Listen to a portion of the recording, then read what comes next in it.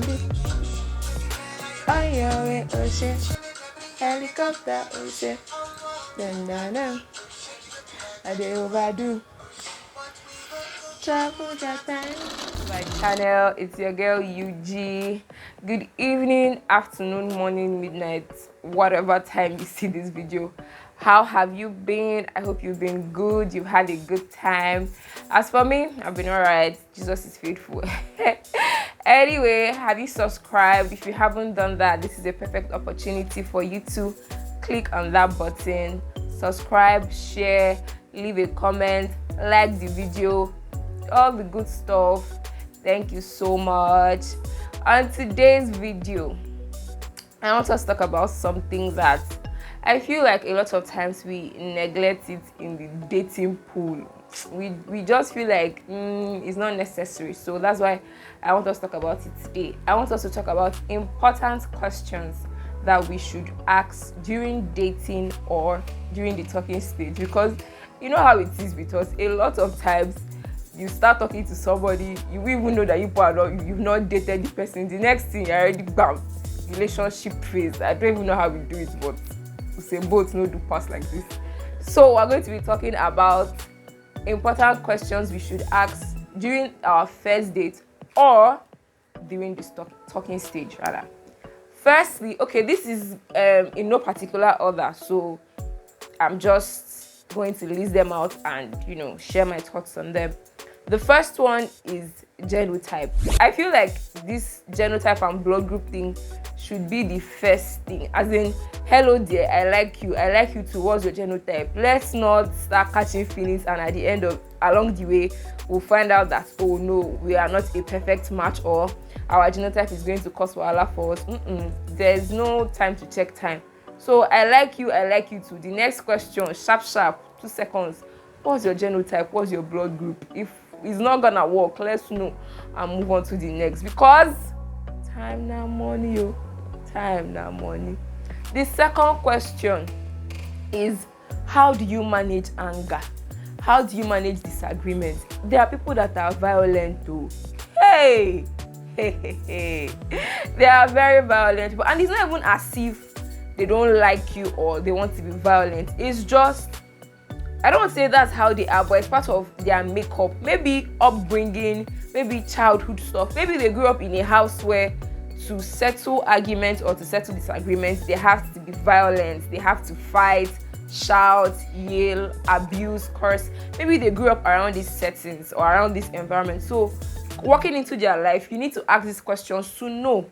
Do you throw things when you're angry? Do you used to move mad when you're angry? You need to know these things. That's why you don't get yourself in a situation where maybe by the time you find out these things, you've gone too far and you just can't walk out. These are questions I feel like you need to ask Nambiduishi at the very beginning. Me, I don't wasting time isn't my dictionary. I like to know what is happening. Let me know, can I do it? If I cannot do it, let me exit. Use the front door, be the back door, whichever door they use and exit. Let me use it and be moving on. The next question, what is your relationship like with your siblings? Are you coming from a place where you and your siblings don't see eye to eye? I need to know what I'm getting myself involved in.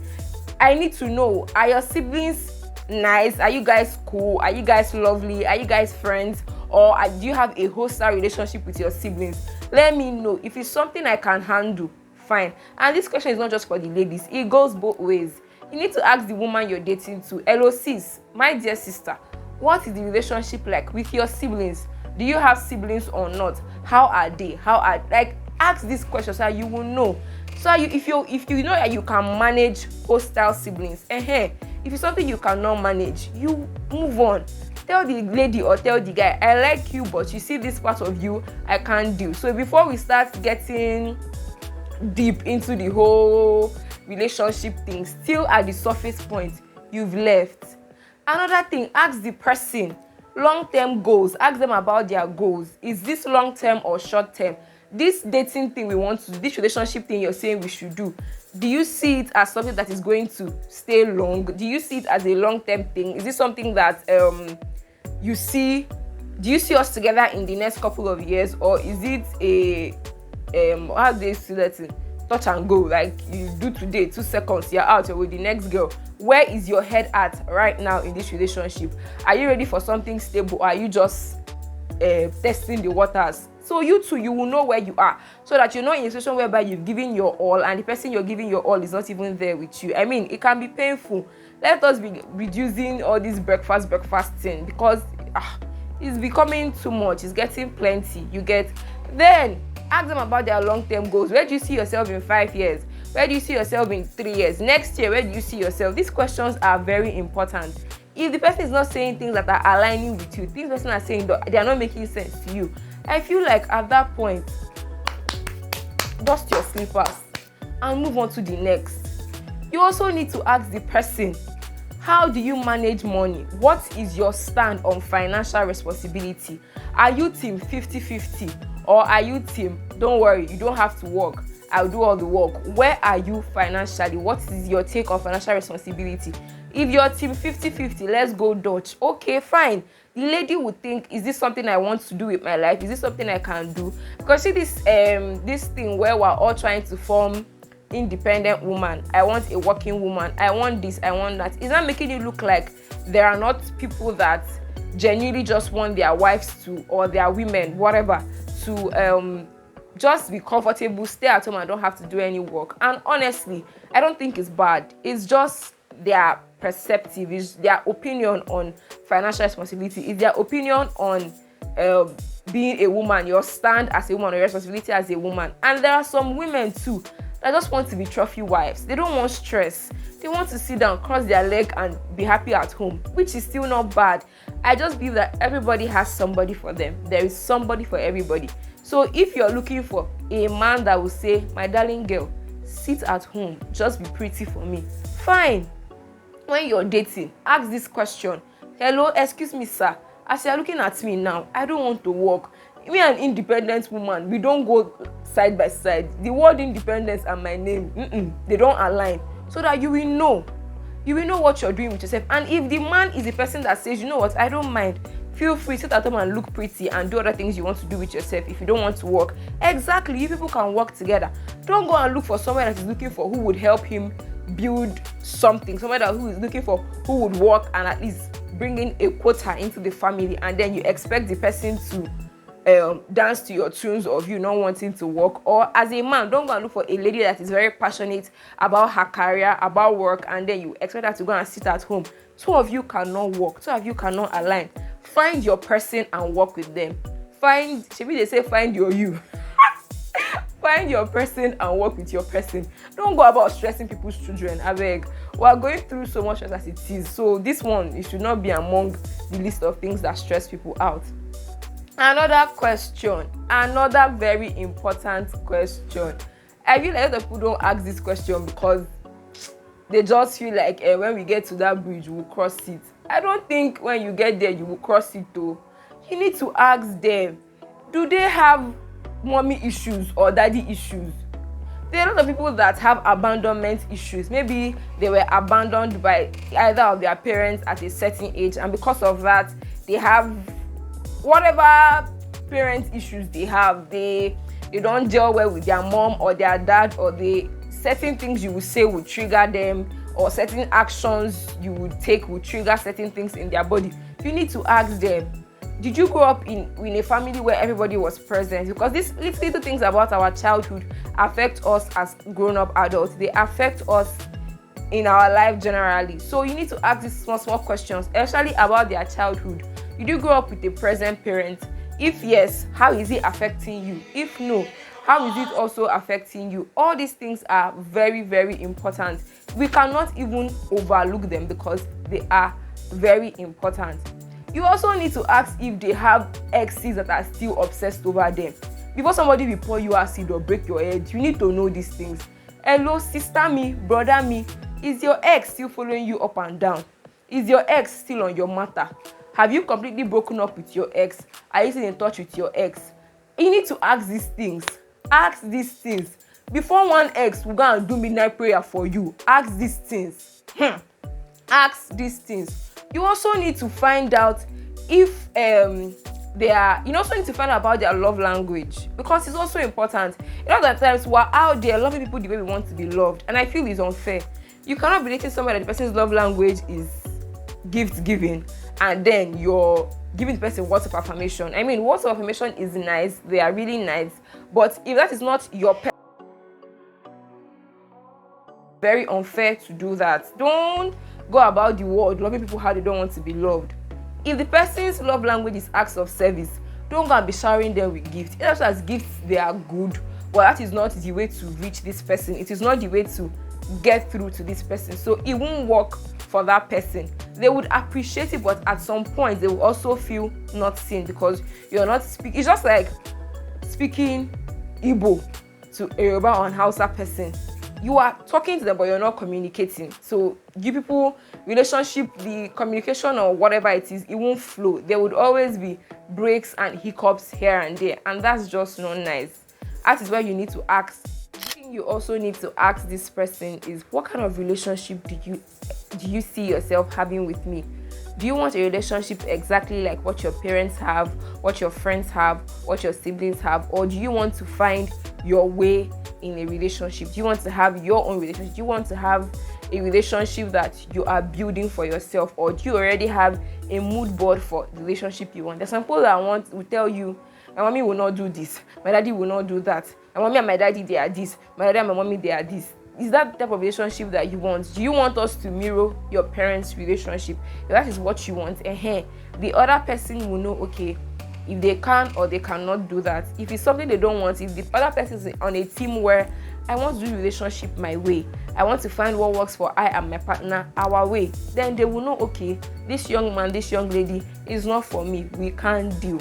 I can't deal with this. And they will know the next step or the next thing to do with their life. Or if they can manage, fine, they will fit into the relationship and you will work it out. Another thing you also need to ask, this one is important because a lot of us are out here doing it, not knowing that we're busy breaking people's hearts. Do you consider cheating as a deal breaker? And what does cheating mean to you? Because a lot of people are busy texting 28 girls at the same time they are dating you. And they are busy lovey-dovey with 78 women at the same time they are dating you. So there are people that until they've had sex with another person, they did not cheat. They can do any other thing with other people, but until there's a physical contact with another partner or another individual, cheating did not occur. Is that what it means to you? If that is what it means to you and that is not what it means to the other person, then this won't work. If the other person has boundaries on everything, you cannot be talking to me and be talking to other women the same way you talk to me. There are people that see cheating as physical and emotional. So there's a physical aspect to cheating for them and there's an emotional aspect to cheating for them. If you are on that table, if you belong to that school of thought, don't go around looking for somebody that only sees physical contact as cheating. Don't do that to yourself. Don't even set yourself up for heartbreak. Don't do it. That will just be shooting yourself in the foot, because you know, and you know it in your heart, that there is a way your man or your lady or your woman will look at another person 2 times and it's prepare your body. So don't go put yourself through that stress of wanting to be with them when you know that for them you have to have intercourse with another person before you cheat. Aside that, they are not doing anything, they're just being friends. If you're with people like that, then know that it is something you can work with, it is something you can manage, it is something you can handle. Another point is, what does boundaries mean to you? Do you have boundaries? Are there boundaries you have set? There are certain people that because they're in a relationship with other people, they don't see the importance of having boundaries. While there are other people that they don't even care whether you are dating, married, or whatever. They need you to respect their boundaries at all costs. You people have to have this understanding. There are people that say, oh, while dating, so I can use your toothbrush. There are people that say, please, go and buy toothbrush. Don't near me. You need to ask that question. Can I use your towel? If the answer is no, sister, go and buy towel. Why are you even using somebody's toothbrush? Go and buy toothbrush. It's not expensive. Buy toothbrush. But anyway, if that is who you are, if you don't care and you don't mind about all these things, find your person. Find someone that also does not care about certain things like this. Questions like, can I kiss you in the morning before bro? The morning breath, you'll be kissing each other. If it works for both of you, that's fine. There are people that will not tolerate that rubbish. There are people that cannot take it. Don't see, go and brush. Don't near me. What's your problem? There are people that will not take it. So find out if this person will take it. There are other questions that we see as very flimsy. Do you like pressing toothpaste from the middle? As funny as this thing sounds, this thing has caused so much problem in a lot of homes. It has even caused divorce for some people. Please, if I press toothpaste from the middle, will you send me out of your house in the middle of the night, or is that okay? You need to ask these questions because it's not funny. This thing have caused people to pack their load and send their partners packing. Do you like your toilet seat down or up, or are you indifferent about it? There are people that cannot take it. There are people that it irritates a lot. These are questions we need to ask. Let us know what we're getting ourselves involved with. Let us know what we're getting ourselves into, so you have an idea of who you are dealing with. You know the package that is coming to you. In as much as all these things would not how will I explain it? They do not entirely mean that you have a successful relationship, but it helps you to know what you're dealing with. It helps you to understand your partner. So if your partner is somebody that has violent issues, that is violent, when they are being violent, you understand that, okay, it's not about me, it's just this is how this person likes to or this is how this person knows to settle disagreements or conflicts. Then if it's something you're willing to work with the person through to help the person get better, and hey, you will know what you're getting yourself into. It will not come to you like a surprise or like a shock. And if it's something you cannot handle, you will know to leave on time. These are certain questions we need to ask. Some small things here and there. Nobody is saying you should go and sit your partner down and say, today, where are you? Will you take this? They will not ask you, will you take this? Dumb question. That's not what we're saying. There are times when you are just having conversations, you are gisting, talking, all these small things, all your midnight call, early morning call, afternoon call. These are topics you can just bring up to understand the person you're dealing with better, have a clearer understanding of what happens in this person's head, what this person expects. There are some men that you must know how to cook. In fact, if you don't know how to cook, it's a deal breaker. There are some women that they don't care. They are 21st century women. I don't cook, I don't clean. You need to ask this, hello bros, my brother, my dear man, do you mind if I cannot cook? Is it important to you that I must know how to cook? If the brother say no, Chicken Republic will move, because ain't nobody got time for stress. The kitchen is too hot. The heat there, oh God, I need like, when I be fine man, I need like 7 chefs at my beck and call. See, it depends. I know I cannot cook, because if I boil water for you, you will fall in love with me. So let's not go into that. That is not why we're here today. But ask the important questions. Ask the right things. Because I will follow and sing for you. Breakfast is the national cake. Because ask important questions so that they will not be serving us breakfast left, right, back, and center. These questions will help us navigate this relationship thing a lot better. I hope with these few points of mine, I have convinced you and not confused you that asking important questions before you delve into the relationship proper is very important. If so, please subscribe to my channel, like this video, leave a comment, and share. Thank you and God bless you. Your girl UG is signing out. Bye. Thank you so much, guys. Peace out.